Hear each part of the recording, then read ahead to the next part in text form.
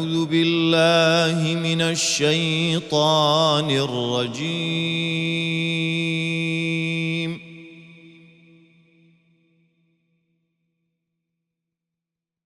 بسم الله الرحمن الرحيم.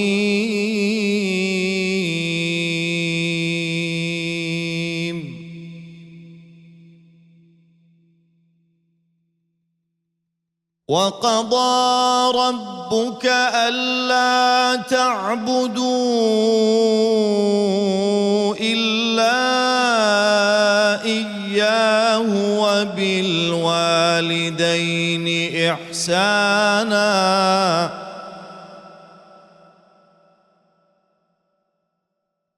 إما يبلغن عندك الكبر أحدهما أو كلاهما فلا تقل لهما أف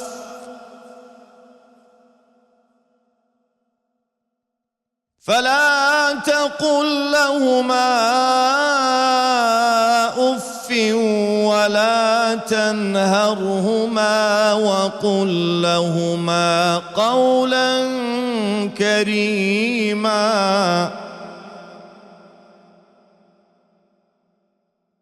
واخفض لهما جناح الذل من الرحمة وقل رب ارحمهما كما ربياني صغيرا. صدق الله العظيم. بناوي أو خدا دەست پێ دەکەین و سپاسیش هەر لەبۆ ئەو کە دەفەرمێ وقضى ربك ألا تعبدوا إلا إياه وبالوالدين إحسانا إما يبلغن عندك الكبر أحدهما أو كلاهما فلا تقل لهما أف ولا تنهرهما وقل لهما قولا كريما. صلاة رحمات هيرباني خواب سرجاني پیغمبری پێشەوا صلى الله عليه وسلم. خۆشەویستان خۆشحاڵ و شادومانین بۆی کە لە ئاڵقێشتری بەرنامەی پەیامی دڵان بە خزمەتی ئێوەی عەزیز و خۆشەویست شاد بینەوە. دەخوازین ئێوەی عەزیز تا دواساتی بەرنامە بینەر و بیسەرمان من بۆی ئەو بابەتەی کە ئێمە دەمانێت تاتوێکەین ئێوەی خۆشەویست لەگەڵمانە سوودمەند بن بۆ هێشۆ بتوانین ڕەزامەندی خودای گەورە بەدەست دێین. خۆشەویستان بۆ ئەڵقەی ئەم جارە تەوەرەکەی نێونیشانەکەی بریتە لە چاکەکردن لەگەڵ دایک و باوک لە خزمەتی مامۆستایانی عەزیز و خۆشەویستە تاوتوێی ئەو باساکەین. ئێوەش بەدیقەوە لەگەڵمان من بۆ ئەوەی جوان لەوە تێبگەین ئاخۆ ئەو کائینە گەورەی دایک و باوک کە خوای گەورە وەکو خەڵات ئێمەی داوەکە جێگراویان نیە چۆن لەگەڵیان تەعامل بکەین تا ئەوەی لە دنیا ئاسوودە بین و بۆ هێشەوە بتوانین ڕەزامەندی خودای گەورە بەدەستبین. مامۆستایانی عەزیز و خۆشەویست بەناوی ستاف بەناوی بینەران دووبارە بە خێراتێکی گەرمتانەکەین زۆر بەخێر بێن خوای گەورە پاداشی بەخێرتان داتەوە. لە دەست پێشە مامۆستا تاهیری بەڕێز لێمە خزمەت جەنابتانە باسی ئەومان لە بۆ بکەی لە قورئان و لە فەرمایشتەکانی پێغەمبەر پاک صلی الله عليه وسلم چۆن باس لە گەورەی دایک و باوک کراوە. بەناوی خوای بەخشندە و میهرەبان درود و سڵاوات بۆ سەرگیانی پاکی پێغەمبەری خوا صلی الله عليه وسلم. سڵاوی خوا لە ڕۆحی هەموو ئەو باوک و دایکانەی وەفاتیان کردووە، خوا هەموو ئەو دایک و باوکانە شیفا بدا کە نەخۆشن،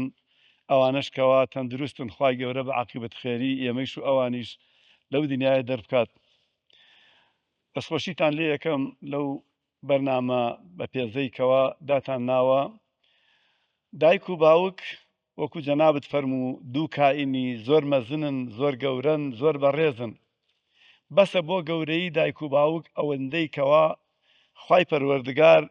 لە ئایەتێکە فەرمێ ئەنیشکر لی وەلی والیدەیکە، سپاسی من بکە و سپاسی دایک و باوکت بکە. بە شوێن سپاسی خۆیان کە ئەو هەموو نیعمەتەی پێداوین داواکە لە هەموو کوڕ و کچێک لە هەموو عەبدێک کەوا سپاسی باوک و دایکی بکات پێزان بێ بەرامبەریان. وەلەو ئایەتەش کە جەناب خوێنتەوە وقضى ربك ألا تعبدوا إلا إياه أما أمر بعبادة تنها بو الله دعاء ويكسر فرمي وبالوالدين إحسانا لقل دايك الوقتان إحسان بخرجدن إحسان معلومي مع مسيان ومسلماناني بالريزة أن تعبد الله كأنك تراه فإن لم تكن تراه فإنه يراك. دایک و باوک هەرچیان لەگەڵا بکەین حەقی خۆیانمان نەداونەتێ ناتوانین. وەکو یەکێک لە سەحابەی کیرام دایکی کردۆ بە کۆڵەوە تەوافی بەیتی پێ ئەکات، ئەڵێ ئەی پێغەمبەری خوا بڵێ حەقی دایکمدا بێ، ئەڵێ حەقی زەفرەیەکت نەداوە، یەک لە ژانەکانی وەختی بوونت حەقی دایکت نەداوە. باوک و دایک لە پاش ڕەب العالەمین سەبەبی بوون و گەورەبوونی ئێمەن، سەبەبی تێگەیاندنی ئێمەن، پەروەردەمانەکەن، پشت و فەنامانن. ئەگەر یەکێک دەستمان لێبەرز کاتەوە دایکمان وەک شێر پەلاماری ئەدا و لێی قبوڵ ناکە ئازاری بەچکەکەی و کۆرپەکەی و کوڕەکەی و ئەوانەی بدا. دایک و باوک وەکو مۆم وان خۆیان ئەتوێنەوە بۆ ئەوەی کەوا مناڵەکانیان گەورە ببن، لە ڕۆشناییە بن، پەروەردە ببن. یەکێک لەو شتانەی کەوا زۆر سەرنجی هەمومانی ڕاکێشاوە، سەحابەیە بۆمانە گێڕێتەوە، خاتو عایشە خوای لێ ڕازی بێ ئەفەرمێ ژنێک هات بۆ ماڵمان دوو مناڵی پێبوو، دیارە ئەو مناڵانە باوکیان وفاتی کردووە و لەگەڵ دایکەکەیانان. ئەڵێ منیش سێ دنێک خوڕمام دا بە ئەو دایکە ئەو ژنە. وتم یەکێ بۆ خۆی، یەکێ بۆ ئەم مناڵەکە، یەکێ بۆ ئەو مناڵەکە. ئەڵێ دایکەکە یەکی خوڕمایەکی دا بە دوو مناڵەکە، دانەیەکیان ما. وتم ئێستا خۆی خوا. ئەڵێ ئەویشی کرد بە دوولەتەوە و گیرەتێکی دا بە مناڵەکان. ئەوە دایکە. ئەوە باوکەکەەوە حەماڵی ئەکات، شوانی ئەکات، جوتیاری ئەکات، کرێکاری ئەکات، لە فەرمانگە لەسەر کورسی ڕەقوتەق دائەنیشێ، سەربازی ئەکا، چاو گیان و مۆخی بە قوربانی ماڵ و مناڵی خۆی ئەکا. ئەوە باوکە. بۆیە بەڕاستی باوک و دایک کەس ناتوانێت حەقیان بدا. بۆیە ئاینی پیرۆزی ئیسلام ئەوەندە ڕێزی لە باوک و دایک گرتووە، ئەوەندە داوای حەقی باوک و دایکی کردووە. ئەفەرمێ طاعەت الله طاعەت الوالدین، لە گوێکردنی دایک و باوک لە گوێکردنی خوایە. رضا الله في رضا الوالدين، ڕازیکردنی دایک و باوک ڕازیکردنی ڕەب العالەمینە. و ئەگەر عاجزیشان بکەی خوا عاجز کردووە جەل جەلالوه. مامۆستاعفو ئەوەی کە ئەو حەدیسەی ڕەغیمە ئەنفون لەگەڵ ئەو حەدیسێکە پێغەمبەر صلی بەسەر میبەرەکەیە و جوبریل لێ دوعا ئەکا و پێغەمبەر صلی سەلەم ئامینی بۆ دەکا بۆی کە لوتی بە قوڕدا چێ کەسێک کە دایک و باوکی لە تەمەندایە و خزمەتیان ناکە بۆی کە ڕەزامەندی خوا بەدەست بێنێ. بەڵێ بەڵێ فەرمووی من سێ دوعاکەم تۆ سێ ئامینم بۆ بکە. یەکێکیان ئەوەیە هەر کەسێک باوک و دایکی مابێت لەم ژیانی دنیاە بە بۆنەی باوک و دایکی وە نەچێتە بەهەشت ڕەغیمە ئەنفوه، لوتی قوڕاوی بێ، لوتی خۆڕا. ئەوە دوعایە. ئەوە اینجا کێ دوعاکەیەکە؟ جوبرەئیل. کێ ئامینی لەسەرەکە؟ پێغەمبەری خوا صلی الله علیه وسلم. لەبەرەوە بێ زۆر بترسین. بەڕاستی زۆر جێگەی شەرمە لەو زەمان و زروفە خەڵکانێک لە هەر ئاست و مستەوایەکان باوک و دایکیان دەرەکەن لە ماڵ، ئەیان بنەوە خەڵوەتخانە و یا لەسەر کۆڵان و ئەوانە دەریانەکەن. باوک و دایک ئێمە ئەبێ لەسەر سەرماندایانێن، بە کۆڵیانەوە بگرین. باوک و دایک خوای گەورە مافی زۆر گەورەی بۆ دیاری کراوە. ئەڵێ باوک ناوەڕاستی دەرگاکانی بەهەشتە. باوک ئەوسەط ئەبوابی الجەنە. جا ئینسان ئەگەر دەرگای لەسەر خۆی داخست ئیترە بێ بە تەمای هیچ نەبێت. دایکیش ئەوەیە کە پێغەمبەری خوا صلی الله علیه وسلم بەو کابرایی وت دایکت ماوە؟ فەرمی بەڵێ. هاتووی لەگەڵ من جیهاد بکەی؟ وتی بەڵێ. پێغەمبەری خوا فەرمی بگەڕێرەوە بۆ لای خزمەتی بکە، ئیطاعی بکە، چونکە بەهەشت لەژێر چەکمەکانی هەیەتی، لەژێر پێیەکانی هەیەتی. دایک و باوک هەرچەند لەبارەیانەوە بڵێن هێشتا هەرکەمە، بەڵام لەبەر کەمی بەرنامەکە بەوە ئیکتیفاکەم. خوا پاداشتە مامۆستاجان هەربساوی خوا. بەڕاست مامۆستا شێرزاد، مافی دایک و باوک لەسەر منداڵ ئەو کاتێک کە لە تەمەندا ماون و دوای ئەوەشتا وەفات دەفەرمون لەسەر ئێمەمان چ هەیە لە بۆیان بکەین بۆ بڵێن؟ خدای بەخشندەی میهرەبان، خوازای خێری هەموو لای بداتەوە. ئەو تەوەرە زۆر تەوەرێکی گرنگە و مامۆستای گەورەمان فەرمووی کە بەڕاستی ئێستا ئەبینین دایک و باوکێکی زۆر ناڵەیان دێ لە بندەستی منداڵەکانیان بەداخەوە.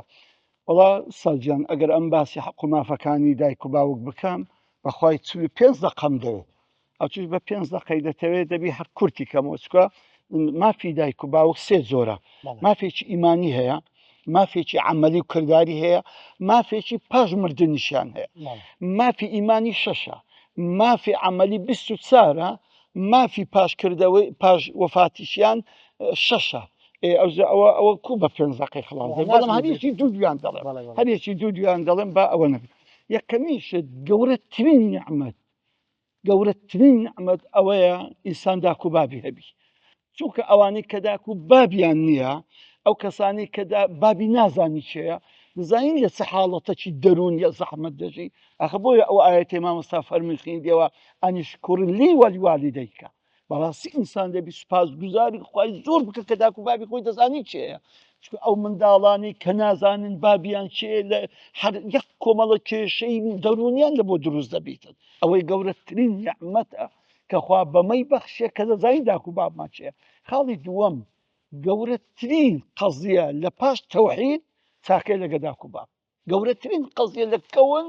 تەوحیدە دووەم قەزیە کە گەورە بێ وەکو تەوحید سبحان الله چاکەی لەگە داک و باب ئاەتی مامۆستا عەبدولکەریم کەبیر و جەناب خوێندیانەوە وقضى ربك أن لا تعبدوا إلا إياه وبالوالدين إحسانا خوا حکم و بڕیاری داوە هیچ کەسێک نابی بپەرسرێ لە غەیری ذاتی پاچی نەبی پاشان چاکە لەگە داک و باب ئەوە دوو سارەکەیت کە باز ناکەم بینە سەر مافە کردەریەکان مافە کرداریەکان بەرامبەر داک و بابی کە لە ژیان داما بن 24 یەک لەوانە ئینسان دەبی قەت قسەی ناخۆش لەگە داک و بابی خۆی نەکە قەت قسەی ناخۆش لەگە داک و بابی نەکە يعني سبحان الله خوای گەورە دەفەرمێ ولا تقل لهما أف بچووکترین کەلیمە ئۆفە لە دەوی ئینسانی دێتە دەرێ نابی بێڵێ ئەو ئاخریش دەفەرمی وەقل لهما قولا کەریما بەڕاستی ئینسان دەبێت زۆر بە نەرم و زۆر بە خوشوع و بە ئەدەب و بەرامبەر داک و بابی قسەی بکە مافێکی تر ئەوەیە دەبی ئینسان ئەو داک و بابە هەر کاتێک هاتنە ژۆرێ دەبی منداڵەکە لەبەریان هەستی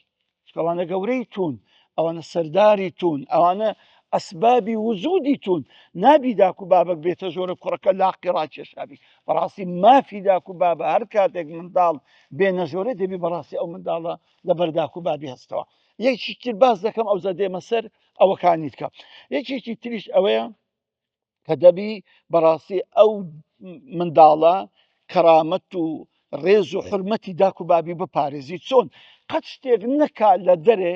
عالم گلەی لە داک و بابی بکە شتێک نەکاتن کەەوە شایستەی ئەوە بی داک و بابی قسەیان پێ بگۆترێ بەسەنە یەک لەوانە پێغەمبەری خوا دەفەرمێ عەلەیهی سەڵام داک و بابی خۆتان لعنەت مەکەن تێیان ڕست چۆن ئەمە داک و بابی خۆمان لعنەت دەکەین گوتی با ئێوە جوون بە خەڵکی دەدەن خەڵکینی جوون بە ئێوە دەداتەوە بە داک و بابی ئێوە دەداتەوە بینە سەر ئەو مافانەی کە لە پاش مردنیە ئەوانی شەشە یەک لەوانە ئەوەیە کە ئەو دایک و باوکە لە پاش ئەوەی کە دەمری ئەو منداڵ هەر ئەقل شل لە دوعای لە بیری نەکە چونکە پێغەمبەر ئەفەرمی عەلەیهی سەڵات وەسەلام دەفەرمی ئیذا مات ابن آدم انقطع عمله ئەگە ئینسان مرد کردەوەی لە دنیاە دەبڕێ سێ شت لە پاشە خۆی دەمینێتەوە یەک لەوانە ولد صالح يدعو له منداڵێکی صالح دوعای لە بۆ بکە یەک لە علاماتی صالح بوونی منداڵ ئەوەیە کە بەڕاستی داک و بابی خۆی لە دوعایان لەبیر نەکاتن دووەم ئەوەیە کە ئەو برادرانی کە هەی بۆ داک و باوک ئەو برادرانە بەسەر بکەیەوە ئەو برادرانت کە دیت زۆر خۆشحاڵ بی کە ئەنەما ئەتوو بابی خۆت دیتیان داچی خۆت دیتە درێن ئیبن عومەر ڕەزا و ڕەحمەتی خوا لێبی کابراایکی عەرابی دیت یەکسەر لەسەر وراقەکەی هاتە خوار و سوار وراقەکەی کرد و عەمامەکەی خۆشی لەسەری دانا ئەوەی لەگەڵی بگوتی ئەی ئیبن عومەر ئەی عەبدوڵڵا ئەو کابرا عەرابی کوڕە هەر بە سواریکەری ڕازی دەبوو تلو عەمامەکەشت دانا نا ئەو برادری بابم بووە ئەوە دێم لە پێغەمبەر بوو عەلەیهی سەڵات وەسەلام باشترین چاکە لە بۆ داک و باب لە پاش مردنی ئەوەی چاکە لەگە برادەرەکانی بکەیت ئەگەنا مۆزوعەکە زۆر دوور و درێژە بەڵام وابدام اکتفا دەکەین بۆ دەست خۆش بێ خاص بەڕێز مامۆستا ڕزگار پاداشت و گەورەی چاکەکردن لەگەڵ دایک و باوک چی بسم الله الرحمن الرحيم طبعا القرآن خواهي سبحانه وتعالى لشش شوين باسي مسألة تاكا كردن لقر دايكو باوكاكا وسري أويكا بوشي وازباسي أكا لقر توحيديش كسك ديت لاي بيغمبر عليه الصلاة والسلام أفرمن يجكان أكم روجي أقرم حز أكم أو عبادتاني كديارن أي كم عليه بيغمبر عليه الصلاة والسلام فرموي أقر أو كارانا بكا أو إنسان أتيت بهش ما لم يعق والديه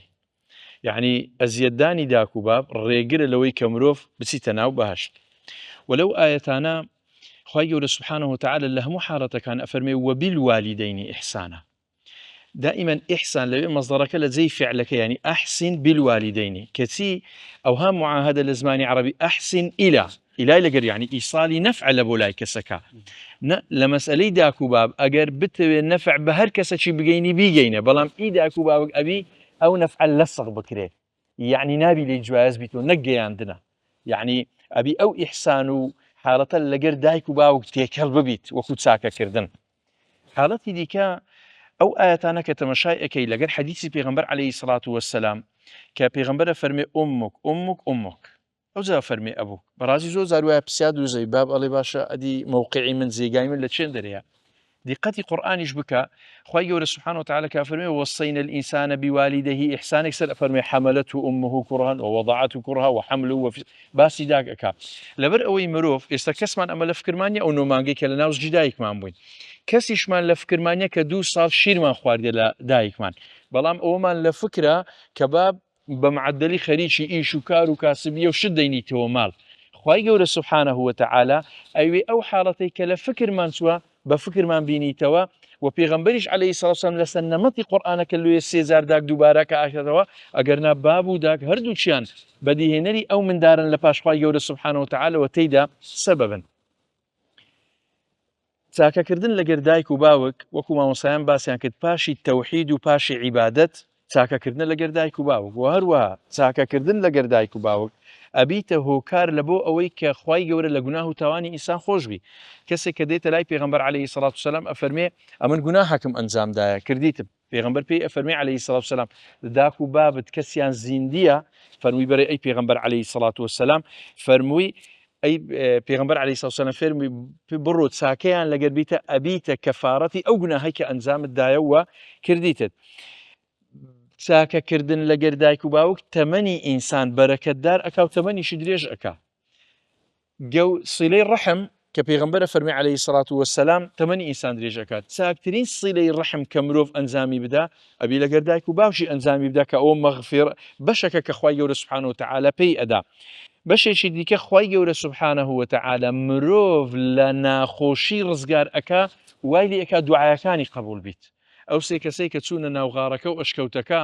کە دەرگای ئەشکەوتیان لەسەر قەپات بوو یەکیان تەوەسولی کرد بە چاکەکردن لەگەر دایک و باوکی دەرگای ئەشکەوتەکە بەشێک لە سەریان بووە و خوای گەورە سبحانه وتعالى دوعای قبول کرد حتا چاکەکردن لەگەر دایک و باوک باشترین کەسان لە دوای پێغەمبەران ئەصحاب بوون طبعا پیغمبر فرمي عليه الصلاة والسلام إن خير التابعين رجل يقال له أويس يعني بي أفرمي بإمام عمر وبأصحاب أفرمي أجر أو كابراية بيني أفرميت أصحاب برون بعد ويلي خشونتا لك الله يخوي سبحانه وتعالى إمام عمر يعني كنص كان درباري موافقة دي أول تلاقي أويس عليه داويلي استغفاري لك الله يخوي سبحانه وتعالى بس لبر أوي داك شيء هي لقر داك شيء بازو أو لو مقامه خوي سبحانه وتعالى بي بخشك بيغمبر عليه الصلاة والسلام باسي أكا وكما مصا باسي كرد مروف أجينيت أزري جهاد وتيكوشان لبيناي خوي سبحانه وتعالى ككسك دي بيغمبر عليه الصلاة والسلام بو جهادك بي أفرمي فأحسن صحبتهما بلي جهادت في أدري مروف للشقاء دور أبتوا وبرا بوالدتي ولم يجعلني جبارا شقيا ولم يجعلني جبارا عصيا درباري زكريا ودرباري عيسى عليهما السلام كهردو بشيان لشقاء لنا خوشي ولا سربيتي كردن ساكا كاردن لقر دايكو باوك مروف أجينيتا أو بلوبا وأو باداش الله إخوائي قولوا سبحانه وتعالى في أدريس يا ربي خاف هذا شانتي ما بصدق يافا ما مصعب كبير برادوستين فيما خوش اشتكمان لببلي بتابتي دایک و باوک عادەتەن ئێمە چەندی گەورە بن ئەوانش بەرەو پیری دەڕۆن سنەتی ژیانی جوایە کە بەرەو پیری و ڕۆژ یعنی بەرەو مەرگە ڕۆی و ئەگەر لەسەر ئەو ڕقمە شتێکمان لە بڵێ مەمنون دەبین بەرنامی پایانی بێڵا بە پیری بارا و پیری مەرگە ڕۆم تەمانی لاویم سوتاوەکومۆم تەمانی لاویم سوتاوەکومۆم دەست لە ملی غام تەنیا و بێهەودام ريت لقبرم هاتو تبردم ريت لقبرم هاتو تبردم برا بردو ما أقار ما نامي أعمالي خمخ ما برم لتاوان تاكم زور كما كيشم بطال وخوايا جان سرمايا مغما كيشم بطال وخوايا جان سرمايا مغما ببيري باراو بيري مرقاروم تماني لاويم ستا وكوموم تماني لاويم ستا وكوموم دسلم لي غام تنياو بها ودام ريت لقبرم هاتو تبردم ريت لقبرم خوايا جان هاتو تبردم أخسر قردان خوم تارك جينا رقاي قيامات بارك بينا هوار خدايا رحمة كرمك روسوري حشرو أو سفرمك روسوري قبر خوايا جان أو سفرمك ببيري باراو بيري مرقاروم تماني لاويم ستا وكوموم تماني لاويم ستا وكوموم دسلم لي غام تنياو بها ودام ريت لقبرم هاتو تبردم ريت لقبرم خوايا جان هاتو تبردم يا ربي خواهی گەورە پاداشدا ئەو دەنگە هەر بمینێ و زۆر سپاس و دەستەکان بخۆ. بەڕێز دکتۆر خالید ئەو کەسانی کەوا ئازاری دایک و باوکیان دەدەن جا بە هەر جۆرێک لە جۆرەکان سزای ئەوان چێ لەلایەن خوا سوبحانەهو وتەعالا؟ بسم الله الرحمن الرحيم الحمد لله والصلاة والسلام على رسول الله صلى الله عليه وعلى آله وصحبه وسلم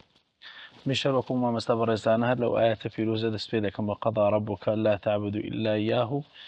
وبالوالدين إحسانا بس يقدو وقفش لسا آيات كانكم ما مسترزقار زواني ورون كردو بس إضافيش لوكم بالوالدين أو بألبو مصاحبه نالا إلى الوالدين دل بالوالدين وتخوت خزمتيانك نك خزمت كاري شان لو بقري دو خزمت كاري شان لو بقري ناك آيات القرآن تجيب زي كده إيش شي باشت كدو بلام باقي مصاحبة لو أو يعني خود مباشرة إيش كبكي خود خزمتي بكي جاء فرمي إما يبلغن عندك الكبر أحدهما أو كلاهما عندك الكبر أحدهما أو كلاهما أو ربش قرفتي خلشي أويا خواهي يقول بظرف زمان نا ظرف مكان فرمي أجر لاي تو بيربون عندك لكن تو بيربون يشان يعني هردوشيان يعني كراتا أو رعي بقى إما جيجا كمان حبيب في برين دار العجزة خلق ببن لوي فوكوتا كان لوين دار دابنين أبي لكن كراكانيا لكن كتاكانيا لشوينا كان دار لكنوان بير ببن وهي جوازيشين يا كربيان كسبي زور خلق واتي دقا مفهوم كوي لا دبي كراكان بخيبك وقتك شرع عين ما في لسنة أو رو خلشكي لو أنا كتا مثلا لماني ميردي شتي خو راست برين ناتواني براست وخوبك بلام خوب باراتواني مشاركة خواتواني خان يشي لبو بقري خوتواني خزمتي شي بكاتن جێگای پێویستەکەی پڕ بکاتەوە ئەوەی کە ئەو پێویستی پێەیە ئینجا دێنە سەر ئەو فەقەڕێ خوای گەورە فەرمی فەلا تەقول لەهما ئوف والله من هەر چەند جاری تەمەشا و ئاەتە دەکەم ینی هەتا داکە ما بوو بە ڕەحمەت ینی خۆم بە شەرمەزارە زانی چکە کوی تەماشایەکەی کەم کەسێ بتوانانی تەطبیقی کە خی گەورە فەرمی پێیان نەری ئۆف ولا تەنهەرهما خۆیان لێ تووڕە نەکەی و قسەی ناشرینیان پێێنر وەقل لەهما قولا معروفا قولا كريما يعني قسەیەکیان پێ بڕی لەگەر تەمەنی ئەوان لەگەر کەسایەتی ئەوان لەگەر وەفائی ئەوان گونجاو بێ ئەو قسەیە هەموو ئیمانداران بینە بەرامبەر ئەو ئاەتەدایانێ والقورآن حجة لك أو عليك يعني ترسي أو قرآن ببيت حجيك عليك نقل بوتو لسرتو لو إخوة تبارك وتعالى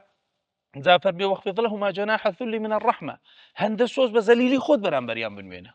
أو زبل وقل رب يرحمهما كما ربياني صغيرة وعاش نبي لوبكي أي نذكر يعني أتو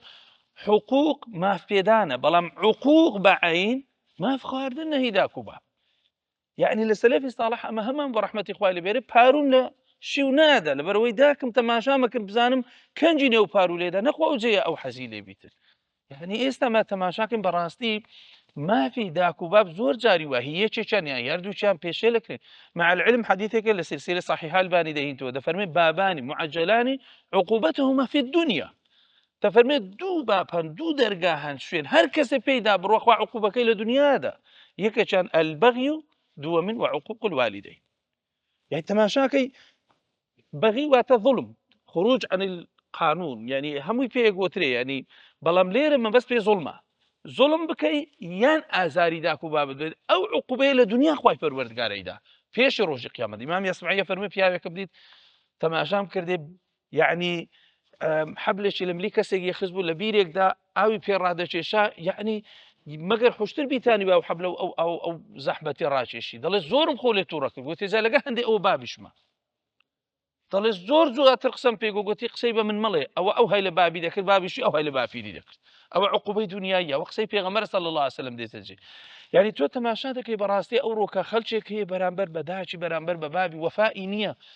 يعني زور خلك يرسموا حج عمرك تداعي لي عادزة بابي لي عادزة تو شي ودت بابي تو قورتين فضل ورحمة وبركة لمالي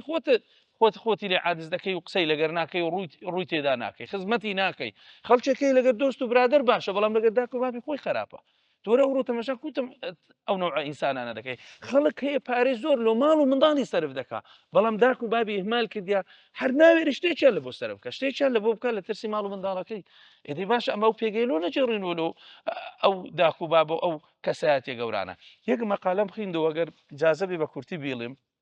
زور في متأثر بمقالك وانسرابو ماتت بانتظار ولدها مرد هرتا وريك ركيدك وأو قصة يتبي كابرايا كخوي نوسبوي أو كمقالك نوسبوي والله أفرتي شي بيري بتمن مديد لسر لواري بحرك لو دولة عربية أنا طلعت شو ما كني لين يزيق بومو بيم بو دا حاجة تسدا كيلير يعني تسد وقتها كدرنج ضلب زستانبو وبرو روش أوابو نجدس قلت والله وكركم مني هنا ألي ريدانم قلت تساورم كهتا ديموا طالب مش قلت مرة باري كوري قلت هيش فرقناك قلت نا بيتوا أما زور مشوشة بدري كأمن ليرة نبم هر وزعي تيقدس قلت مباشر رقمي تلفونك شتي قلت أو كاغز دامي قلت كاغز كم مشاكل نسيب وداك ما فريم دا هر كسري قلت رقم تلفوني بابي باتو مالي لو خيري خوي طلب فيهم قلت دا حاجة واين وسيا قلت باورناك قلت والله واين وسيا حزق كسي خين دوارد لو بانك دكم سرماي ولا ماري كوري خود أو شوكا قلت بخواي نايهم تساوري دكم لبروي أو كفر بيتو أمل لي أنا من زور قلبي تيقدسي تو بس بزان بس دافع عقا ولا يندري فردا وكاغز شي دابوي كابرا لسبيني دسمو دوام تماشا كم بوليس وشد لو منطقي خربو توا ليق لبوليس كان يزيق بمو قلتم تسوا اول ليره خلق خربونا قلت ام بيريش نقول شو ليره لسر ما رقبو تو مرديا ذا او مقالبه هندل ماتت بانتظار ولدها تخوى هر عمل جاي كي لو دنيايا يعني بيت سشتي شي تيدا حبيت الانسان ضلي تيدا مرتاح بيق عزيتي داكو بابي بداتا يعني بقى تو ايوه يستمر لنا مسلمانان تيمان ده جوني في ادا في غمر صلى الله عليه وسلم كم أولف زي بكارنا فرمي ملعون من سب والديه أو ملعونة لعنة إخواني ليك رايا أو كسي قسيجي ناشر جنيمك بداكو بابي داداتت تنها يكزاري جناك همو جار باشە ئەو ئینسانە بەڕاستی بێ عادە نەزەرێک لە بۆ نفسی خۆی بکاتەوە بگەڕێتەوە سەر نفسی خۆی تەماشای خۆی بکە بێوەفا نەبی بێوەفا یعنی بێوەفا بوون شتێکی زۆر ناشینە چێ لە داکو با بەوەفاتر هەیە لە بۆ ئینسان کەچی ئینسان کە گەورە دەبی و دەستی خۆی دەبینی ئەو زەربە لە داکو بابی بداخوای گەورە پەنامەندا قسەیەکم لە کتابێ خوێندەوە دەڵێ کەسێک کەبابی دانابوو ئەوها لە ماڵە دانیش بوو لەگە خێزانی لەگە منداڵی و هەموو لە دیار دانیش خەریک بوو بێن لە دەرکەیاندا دەڵێ تەماشایان کرد لە کامیرە بینن داچیتی دەڵێ گوتی هەری گرەوەچی ڕۆی دەخۆی الله دەڵێ هەریانگەدا چی هات هەستی کرەخە کەباب بڕک بێ ئاروشتی وایە بۆنی ینی دیارە ئیدی ناشاردرێتەوە بۆنەکەی هەستی پێ کرد نانتان نەخواردەم ناوەڵام ناخۆین و ئیدی دیارە ئینسانەگە بێوێ کەسێکی بەڕێ بکە داچی عاقل بوو تێگەیشت ڕاست ڕۆی بەس من لێرە مەبەستم یەک نوختەیە تەماشاکە دەڵێ ژنەکەی حەملی هەبوو خێزانی کابرا گەلە بەوە فاتر بوو لە پیاوەکەی گوتی تەکسیەک بگرە با بڕۆین لە بۆ تەواری گوت خێر گوتی حاڵم تەواو نیە مێ ئەو منداڵی ناوزگم بچوێنم گوتی لەبەر چ گوتی نەوەکو پیاوێکی بێوەفای وەچی تو لێ دەرچی تۆ ئەگەر یەک تۆز جورئەتت هەبی کە بابت بە من شاردەوە لەبەر داکەت یعنی کوتام لەو خواردنە دەکەی لەو نانە دەکەی بەبێی داکەت حەزەکەم ئەو منداڵی ناوزگم بچوێنم ئێستا نەوەکو بە تو بچی نەوەکو تو بێوەفابی جا بەڕاستی هەندێک ئافرەتی ئەوە دەرسەداتە پیاوەکەی خۆی ئینسانە بێ ئەوانە بەڕاستی لەبەر چاوی خۆی دابنێ کورە ڕۆژێک دادە قیامەتە کورەیەکێک لەو کەسانێک کە زۆر لە خوای تەبارەک وتەعالی نێزیکت دەکاتەوە چاکەکردنە لەگە داکوباب دوورکەونەوە لەوانەی کە داکوباب عەزیەتەدا وەکو مامۆستا شێرزاد باسی کرد بەڕاستی پاش مردن تۆ بێ چاکە لەگە داکوباب بکەیت وەفاءت هەبێ خی گەورە خێر نووسی مامۆستا دەستەکان خۆش بێخوا بەڕێز مامۆستا ئەحمەد مامۆستان باسی چاکردیان لەگەڵ دایک و باوک کرد چەندە پێویستە ئێمەمان چاکە لەگەڵ دۆست و ڕەفیق و کەسەکانی دایک و باوکان بکەین سیلەی ڕەحم هەندێکی لە کاتی ژیانە هەندێکی دوای مردنە دائیمەن ئەوی شانەی کە دوای مردن ئەکرێن خێریان زیاتر چونکە المەیت کەلغەریق زیاتر چاوەڕوانەکە تازە چاکەی بۆ ناکرێت تا خۆی زیندووە بە تەمای خۆیەتی چاکەی بکە بەس کە ئەمرێ بە تەمای خۆی نەماوە دوای مردن زیاتر چاوەڕێی مناڵەکانیەکە لا هەموو ڕێگاکانەوە هیچ لەو ڕێگانە ئەوەیە واتقوا الله الذي تساءلون به والأرحام خی گەورە پرسیاری ئەرحامەکە ئەرحامیش بەشێکی ئەوەیە کە بە مردووی جێبەجێکرێ وبالوالدين إحسانا وبذي القربى واليتامى والمساكين نزيكي بيستحو جارو زانم القرآن ذي القربى هاتوا والجار ذي القربى والجار الجنب والصاحب بالجنب يعني كابراي لسفرك توزي لتنيش تو دانشه حقي بسرته هي كسك دراوسيته ماويك دراوسيته دو مانغ سي مانغ جاريوا كسك مالي سته قرك مانغي لي بإدارنا كاروا بو مانغ ابي بدراوسيت او حمو حقه ورقلي ابي دايكو باوكي كشن صار لقلت تقريبا واخواي جورد دواي خوي باسي كد من السباس كدنا كعبد الله كوري عباس فرميت كسي سباسي دايكو باوكي باش نكا سباسي خواشي لي ورداكيري فرمي سيشتن ببي سيشت ورناكيرن اي كان انيش كرلي ولوالديك بهيج جورك سباسي خوا ورناجيري او كسي سباسي دايكو باوكي نكا سپاسی دایک و باوکیان دوای مردن چۆن ئەو هیچ لە ژیانە دوای مردنیش پەیوەندی هەبێ بە خزمەکانی و هاتوچیان بکە سەردانیان بکە ڕووی خۆش بێ لەگەڵیان سەلامیان لێ بکە حتا لە برادەرەکانیشان چونکە پێغەمبەری خوا صلی الله علیه وسلم کە باسی عەباسی کرد وتیان عەباس بۆ نەخۆشە و خەڵقیش مامی هەیە پێغەمبەری خوا فەرمووی مام لە جێی باوکە پور لە جێی دایکە کابرا گوناحێکی کرد هات بۆ دای عەبدوڵای کوڕی عەباس فەرمووی دایکم ماوە تی نەوەڵە دایکم نەماوەتی ئەی خوشکی دایکت پورت تی وەڵی ئەویان ماوە فەرمووی دەبڕۆ چاکەی لەگەڵا بکە خوای گەورە گوناحەکە بۆسڕێتەوە کەسێک کە بیەوێ من أحب أن يصل أباه في قبره فليصل إخوان أبيه من بعده هەر کەسێک گەیەوێ پەیوەندی خۆش بێ لەگەڵ باوکی و هاتوچۆی باوکی بکە باوکی وەکو چۆن لە دنیا سەردانیەکە و دڵی خۆشەکە حەز دەکا بچێ بۆ سەر قەبرەکەی حەز دەکا پەیوەندیە بێ لەگەڵ قەبرەکە با بچێ برادەرەکانی بەسەر کاتەوە هاتوچۆی برادەرەکانی کە پێغەمبەری خوا صلی الله علیه وسلم زۆر لەگەڵ ئەو کەسانە کە سوکاری ئەوانە باش بۆ کە مردوون ئەو تا لە باسی خەدیجە زۆر باس کراوە هەمومانەی زان هەموو خەڵک بیستوێتی ئەوە کە پێغەمبەری خوا صلی الله علیه وسلم دوای 8 ساڵی لە مردنی ئەو هەر کە لە دەرگا دراوە فەرمیێتی لە دەرگادانی خەدیجە چێ هەر لە دەرگادانەکە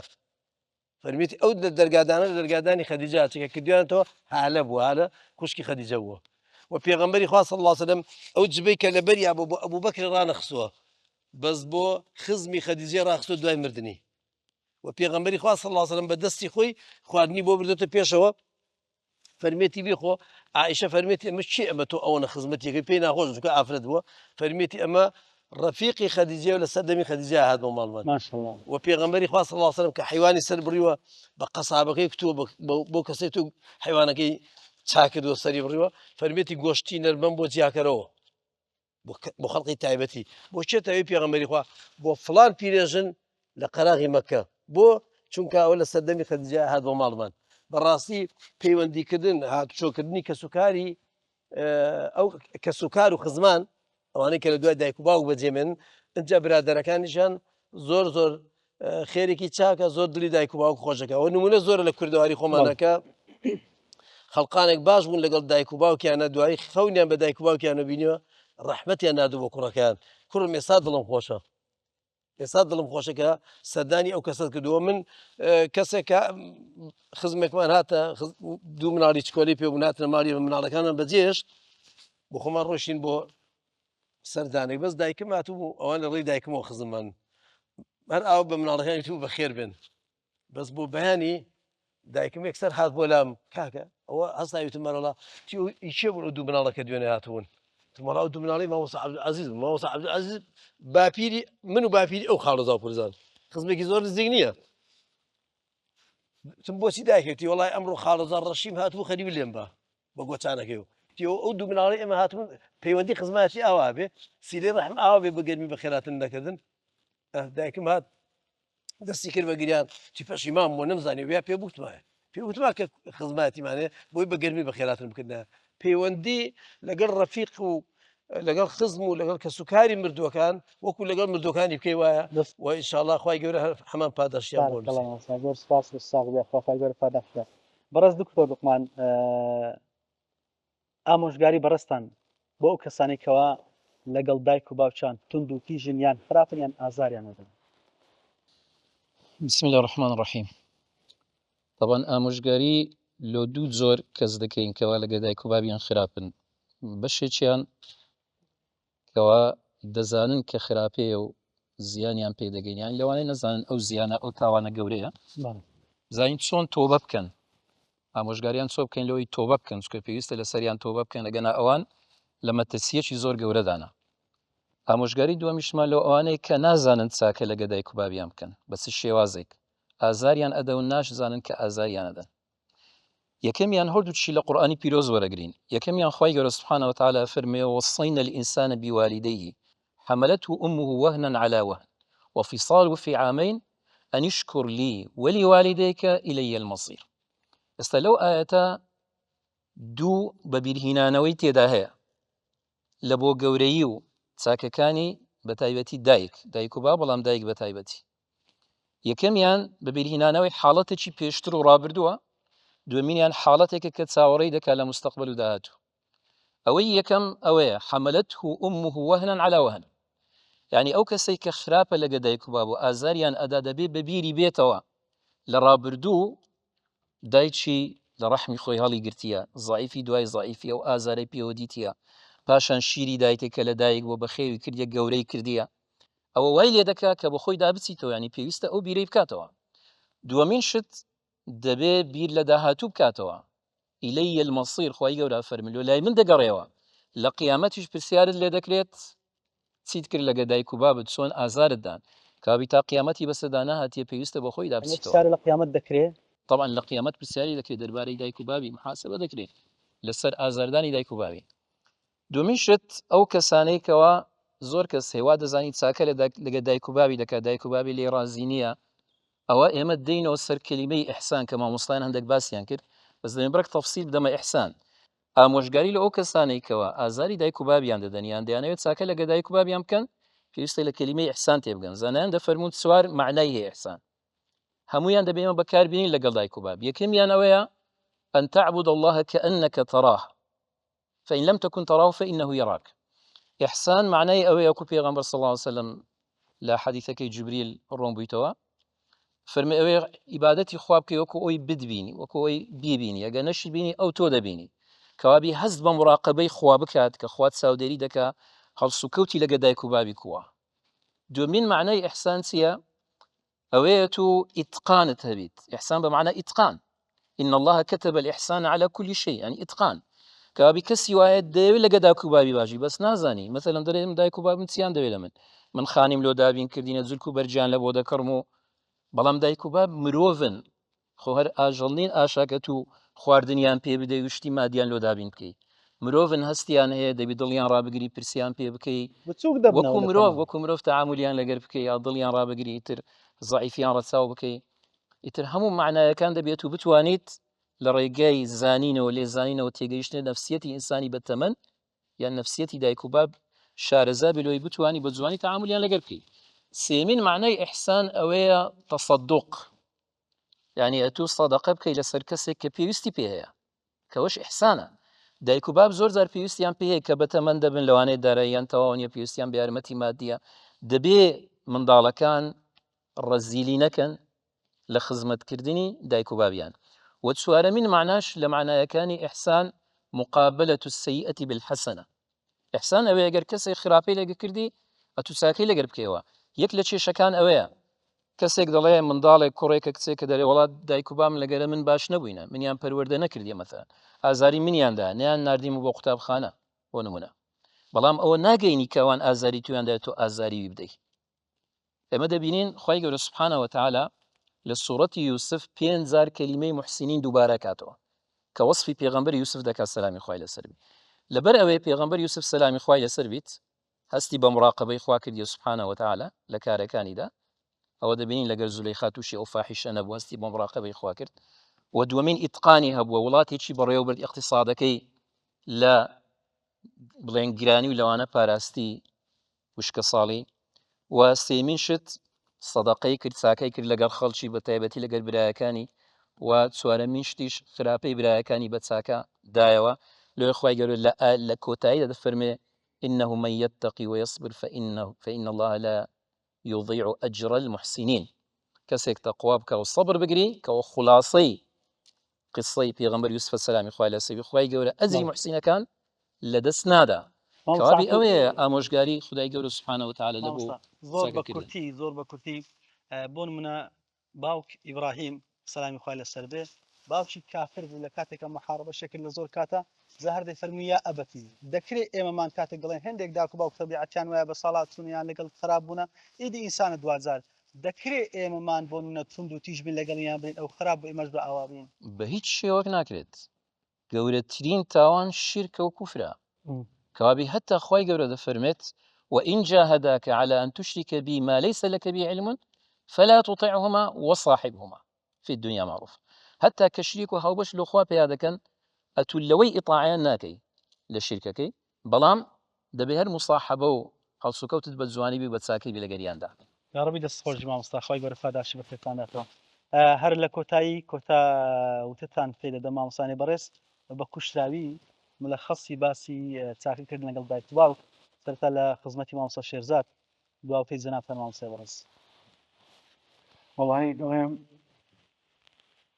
ئەوەی کە دایک و باوکی ماوە فرسەتە کو مامۆستایان فەرمویان ئەوە ناوەندی دەرکای بەهەشتە بعد خۆی لەو دەرگایی بستە ژۆرێ چونکە ئەگەر نمان دوایە ئەتو ئەو دەرکە لە قیزڕۆی یا ربی خوا خێر بنووسێت. مامۆستای بەڕێز مامۆستای وەڵا من تین و قەدری ئاو دەزانێ برسی قەدرینان دەزانێ بەڕاستی وەکو مامۆستا ئەفەرمێ هەر کەسێک باوکو دایکی نەمرد بێ نازانێ بێ باوکو دایکی چه ئازارێکی هەیەوە چه گەورەیە باوکو دایک دوعات بۆ بکەن دوعا مامۆستا. پیاوێکە بوو لە هەڵەبجە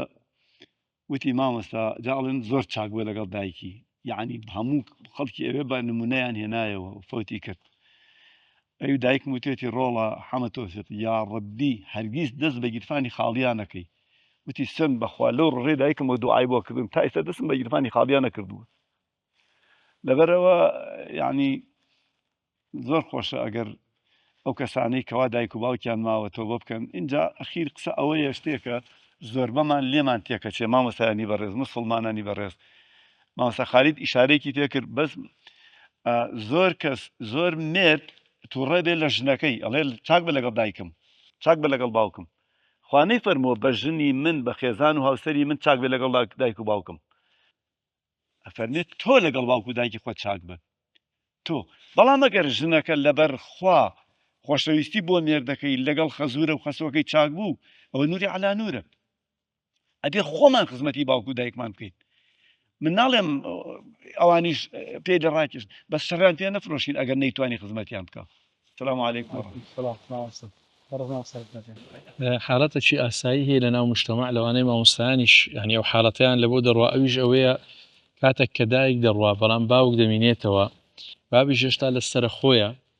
ئیحسان و پاراستنی باب لەسەر منداڵەکانی واجبە بەداخەوە زۆربەی کوڕ و کچەکان دژی بابیان ڕادەوەستنەوە لەوەی کە جارێکی دیکە ئەو پرۆسەی ئەنجام بداتەوە بەڕاستی کارێکی ناڕێک نادروستە کە مندار بەرامبەر بە دایک و باوکی ئەیکات بەرامبەر بە بابی کە ئەیکا بە تایبەت ڕۆژێکیان عادەتەن جومعان ئێوارەکەی مامۆستایان زیاتر وەختی ئیسراحەتیان سفرەڕایە خسترابوو لە دەرکەیاندا ئەمیش چووم کابرا وتی وەڵام مامۆستا ژنمارەکردمان هەیە وتم کاکە وەڵای دەبا پێشتر هەر بەحست کرد بە حاڵەتێک بەوتی وتم لۆ چییە وتی وەڵام مامۆستا لۆ بابمە گوتم کووە گوتی وڵات چەندمان کە داکم وەفاتی کردێ بەس گوتی لۆ بابم دەینەوە وڵای کاکە مادەمە تۆ ئەوەندە پیاوی ئەو میژنانەکەم نەخوات وە هاتم لەگەرت بەڕێز مامۆستا ئەحمەدجان کۆتاوەتی زەناتان من ئەوەی کە دیقەتم ماوە لە ژیانی پێغەمبەر صلی الله علیه وسلم پێغەمبەری خوا هیچ کاتێک ئەوەنە بە کوڵ نەگریاوە کە چۆن سەر گۆڕی دایکی ئەو شتێکی زۆر سەرنجڕاکێشە بەڕاستی کە ئەسحابەکانە فەرموون ئەوانەی کە لەوێژ بوون هیچ کات ئێمە ژەوانە گریا بووین کە پێغەمبەری خوا فەرمووی ڕێگام ماوە خوای داوای لێخۆشبوونی بۆ بکەم خوای گەورە لێ قوڵ نەکردم بەس ڕێگام ماوە شە سەر قەبرەکەی بەسەر گڵا بگری ئەگەر کاتێک زیندوو بێ ئەبیات چۆن بێ بەڕێز دکتۆر لوقمانجان کۆتاوەتی زەناتان بڵێ جارێکیان ئافرەتێک گوتی من دایکم زۆر بە تەمەنە و لەسەر جێگا کەتیە هەرچەند خزمەتی دەکەین بە هەموو شێوازی خزمەتی دەکەین منداڵەکان ئەو زەدەرەی گەردەنتان ئازانەوی زوینمان پێ دەدا قسەمان پێ دەڵێ دەرەدەرێک گەردەنتان ئازانەوی باشە گوتی ئەگەر گەردەنمان ئازانەکە ئەمە ناچینە بەهشت دەزانێت گە دایک و باب گەردەنی منداڵی ئازانەکە ناچیتە باش لە کاتێک کەم کوڕیان نییە کەم و کوڕیان نیە ئەو پڕی خزمەتی دەکەن بەڵێ تی باشە ئەمە چ بکەین ئەگەر وابی یانی هەر خزمەتی دەکەین باشتر تم بێلعکس کاتێک ئەو قسانە دەکات ئەو جەپاداشتان زیاترە دایک و بابێک دەستخۆشیت لێ بکات ئاسانتە تو چاکەی لەگە بکەیت بەڵام قسەت پێ برێت جوێنت پێ بدا ئازارت بدا ئەو هەر خزمەتی بکەیت ئەو جەپاداش زۆر زۆر زیاتر کاتێک کە زەحمەتی نەبێ هەیبی ئەولاتر ئەوجل پاداشەکەی طبعا پاداشەکەی زۆر زیاتر پاداش مامۆستا بەڕێز دکتۆر خالید قڕیشی گەنج هاتە خزمەت پێغەمبەر صلی الله عليه وسلم فەرمی یا رسول الله بابم دەوێ ماڵم لێ بستین و منیش پێم خۆش نییە حەزم لێ نییە بیدەم ئەو وای تەسەور دەکرێت ئێستا پێغەمبەر صلی الله عليه وسلم بانکی بابی دەکا و دەڵێ نەکەی و چاوت لە دەستی کوڕەکەت نەبێت و پارەی لێ وەرمەگرە پێغەمبەر صلی الله عليه وسلم یەک عیبارەتی فەرموو لۆ هەموو کەس بە موجەزی فەرمووی ئەنتە وەمالوکە لئەبیک بە خۆت و بە ماڵتەوە هی بابتی یعنی باب سەلاحیەتی هەیە پارەی ئەولادی بباتن کاتێک کە پێویستی پێ دەبێ احتیاجی پێ دەبێت حتا ئەگە احتیاجیشی پێ نەبێ مادەم کوڕەکە هەیبیتن لە بەردەستیدا هەبیتن داک و باب هەردووچیان لە بۆیانێ وواجبیشە لەسەر ئەولاد داک و بابی بەخێو بکە ئەجا من مەبەستەکەم لەو نقطەی بە زۆر جار ڕەمەزانە نێمە مامۆستایانی تووشی ئەو سوالت بین مامەسە دروستە زەکات سەرفترە یان بدەمە داکم یان بدەمە بابم ینی ئینسان شەرمەکە جواب ئەو پرسیاران بە شێوازێک دەکرێتن ینی گەلە ئەی بە ناشیرنە یعنی داک و باب خۆتوی بە زەکات و سەرفترە بەخێو نەکردیە مرد بە پیا و بە مادەم زەکاتت هەیە معنێت تو دەوڵەمەندی پارەت هەیە سەتا دوو نیوە دەی بە فەقیر سەتا دەشی بدە داکت سەتا پازدەشی بدە بابت پیاوانە مردانە ئیشێ بکە لۆ قیامەتی خۆت و ماڵەتی بابتی دەتانی بێ بە زۆر بیبە پرۆبیکە پیاوەتی خوای گەورە ئەچریشە لۆ دەنووسی یا ربی خوای گەورە خێرتان بنووسی خوای گەورە پاداشتان داتەوە و عاقبەتی ملا بەخێر و جێڕێ لە مردی هەموو لایەکمان خۆش بێ ئینشاءالله تعالی بینەرانی ئەزیز و خۆشەویست پەیامی دڵان ئەوە کۆتا ئەڵقەی وەرزی یەکەمی بوو خوددا یار بێ لە داهاتووە تەمەن بخاتە تەمەن و کارەکانمان بتوانین لە ساڵانی ئایندەش بە گروتینێکی ئەولاتر لە خزمەتخانە بەردەوام بن بەنێوی هاوکار مامۆستا ئەحمەد کوردی و ستافە ئەزیزەکەی بەرنامە سوپاسی دانە بەدانە ئیمامۆستا بەرزان دەکەین کەەوەی ئێستا ئامادەیە و ئەوانەی تریشکە لە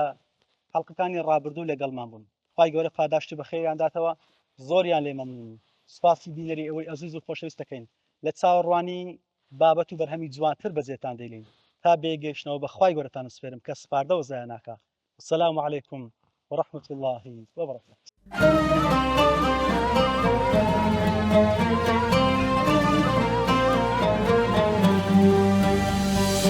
ئەڵقەی زیکرا چێژی ئیمان دەوای دارون ئارامی گیان نەشئەی ڕوحە نەوای جەستە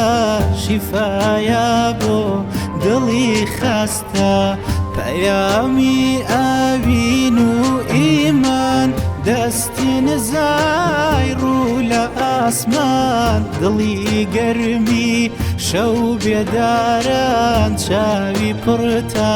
سەی چاوەڕوان چاوی پڕتە سەی چاوەڕوان میحرابێ بۆ یادی خودا پەنجەرەیەک ڕوو لە هودا دەرفەتێک بۆ مرۆڤ سازی بەرنامەیەک بۆ چاکخوازی بەرنامەیەک بۆ چاکخوازی سەکۆی موحیبەت و عیرفان بەرماڵی